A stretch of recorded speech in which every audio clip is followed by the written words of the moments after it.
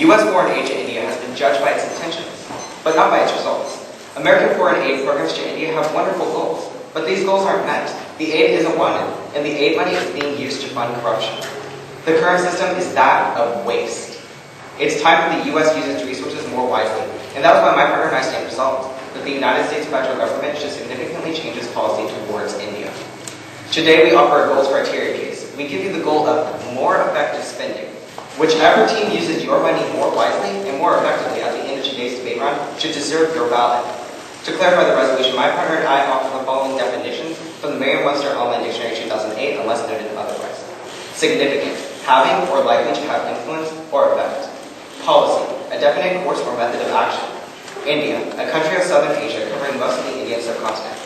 Bilateral development assistance programs, a type of foreign aid designed chiefly to foster sustainable, broad-based economic progress and social stability in developing countries. This is from the February 2009 CRS report.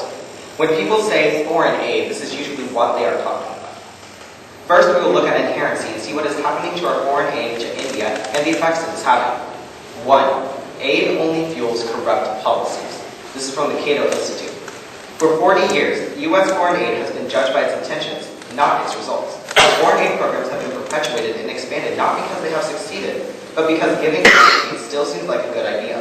But foreign aid has rarely done anything that countries could not have done for themselves, and it has often encouraged the recipient government's worst tendencies, helping to underwrite programs and policies that have starved thousands of people and derailed struggling economies. 2. Foreign aid to India does not work. This is by Shyam J. Kamal.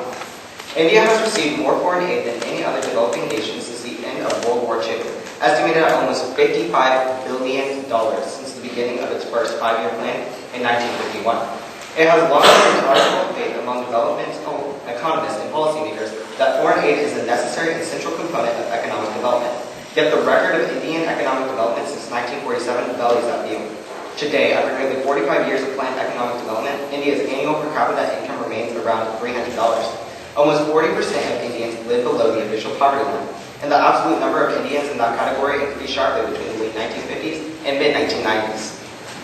In short, India is a paradigmatic case of the failure of government-sponsored aid. It stands as a dramatic testimonial as to why such aid should go. 3. India doesn't want foreign aid. This is by the New York Times. India also refused international aid in the immediate aftermath of the tsunami. 3 years ago, it rebuffed development aid from a number of foreign donors, saying it was no longer necessary. In short, India has been anxious to portray itself as a giver, rather than a receiver. While we can manage on our own, we do, said Hamad Ansari, a retired Indian diplomat. There's a certain sense of self-confidence that we can manage it, and let me say, a desire to signal that you are capable of managing things on your own. Pratap Namatab, a director of a private research group here called the Center for Policy Research, saw reflected in India's rejection of foreign aid so far as a desire to be seen as an emerging global power, or one of what he calls the big boys. By looking at these facts, it is plain that the status quo needs change, so let's look at the following plan. Agency, Congress, the President, and the U.S. State Department. Mandate. 1. All bilateral foreign aid to India shall be canceled. The funding will be reallocated to help pay off the national debt. 2. Individual Americans are still allowed to donate to private charities that work in India if they so desire.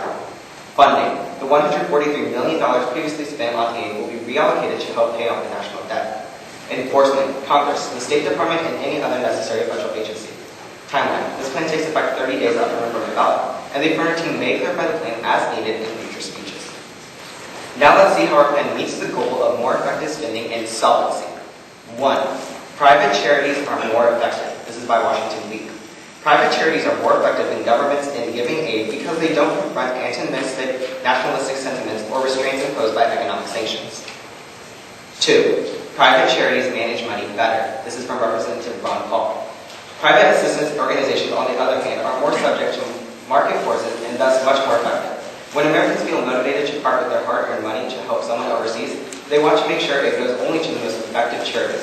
Bad news travels fast, and private charities are unlikely to send their resources where they are likely to be wasted because their contributions would soon dry up.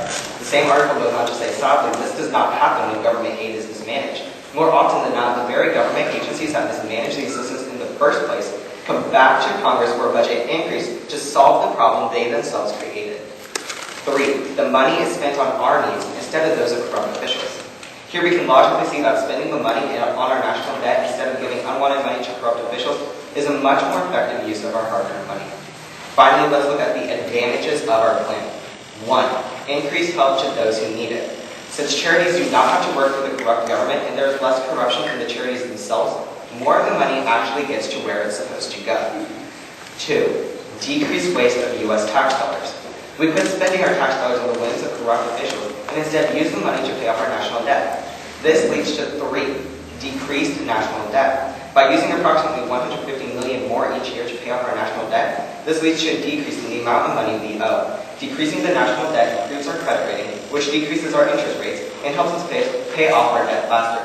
A decrease in our national debt helps to make the U.S. more financially stable.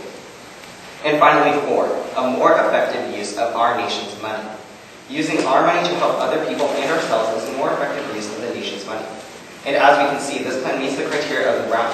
Whichever team uses the nation's money more effectively should deserve your ballot at the end of today's debate round. Looking at logic and evidence, we can see that the current system of wasteful spending should be replaced with this new plan that uses our money more effectively. In the end, it's your tax dollars. How exactly would you want it to be spent? Thank you. I now stand ready for cross-examination.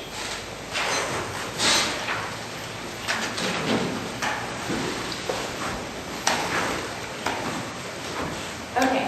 Are the judges ready? And the timekeeper? Okay, and I'll begin. First of all, we have a copy of your case. Okay, thank you. Moving on. Why has India accepted our aid to them if they don't want it? Well, in some instances, they kind of use it. There's differences between aid, and what we're doing is we're canceling bilateral aid, but there's also other kinds of aid that they need, and they're still accepting.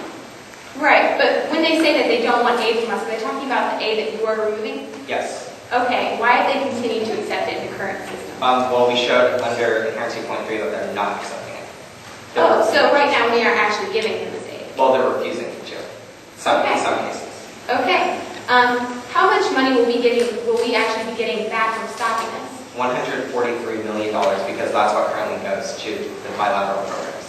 Okay, but if they're not accepting this right now, then how are we getting this money back if we're not actually giving it to them? Well, the money is still being spent, it's just being wasted. Okay, so where exactly does this money go? It's going to the Indian government.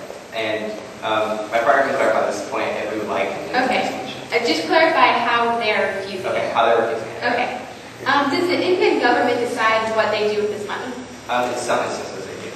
Okay, in the other instances, what happens to it? The U.S. decides. Okay, can you talk about where the money is going to?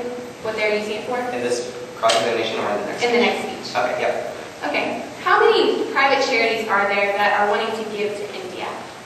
There are several. We have a list if you'd like. Okay, yes, we would like to talk about that. And how much they're actually willing to give. Okay. Okay, and that's all. Thank you. I would like part-time, please let me know.